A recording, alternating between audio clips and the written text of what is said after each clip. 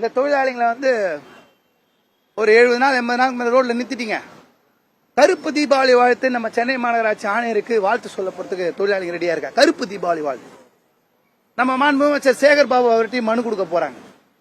துணை முதல்வர் மாண்புமிகு முதல்வர்கிட்ட மனு கொடுக்க தான் போறாங்க. வேற எதுவும் இல்ல. யாரும் அவமரியாதையோ ஒரு மதியில தப்பாலாம் பேச போறல. தொழிலாளிகளை நம்ம பதில் சொல்லிட்டோம். நீங்க சொன்ன வாக்குறுதிக்கு நீங்க பொறுப்பேற்றுக்கோங்க. நீங்க அப்புறம் ஒரு தப்பு கணக்கு போறாங்க. பொய் கேஸ் போட்டா ஜெயில தூக்கி வச்சா முடக்கிட்டா நகராதுன்னு நினைக்கிறாங்க. எங்க ஜனங்க உறங்காது. அப்படி லேஸ்ல திரும்பி போற ஜனங்க எங்க தூய்மை பணியாளர் கிடையாது. இதெல்லாம் அடுத்த கட்டமா தொடர்ந்து நடக்க போகுது. தொடர் போராட்டம் இருக்கும்.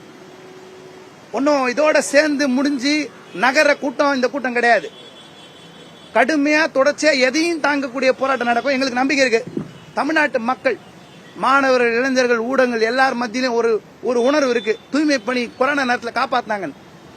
அந்த உணர்வு மக்களை காப்பாற்றும் நாங்க நினைக்கிறோம். மக்கள் மன்றம், மக்கள் இந்த தூய்மை பணியாளரை காப்பாற்றுவாங்க. நாங்க உறுதியா நம்புறோம். எங்க உழைப்போர் மிக்க எல்டிசி ஏசிசி மக்களை உறுதியா நம்புது.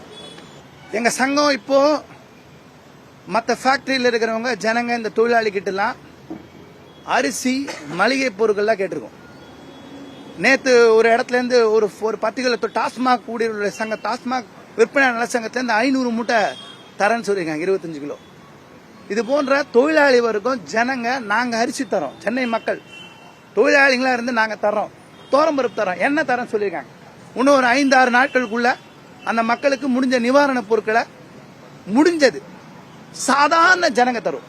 இதுக்குண்டான தயாரிப்பு காலகட்டத்தில் நாங்க இருக்கோம். நிச்சயமா அது ஒரு 5 நாள்ல இந்த நிகழ்வு என்பது நடக்கும்.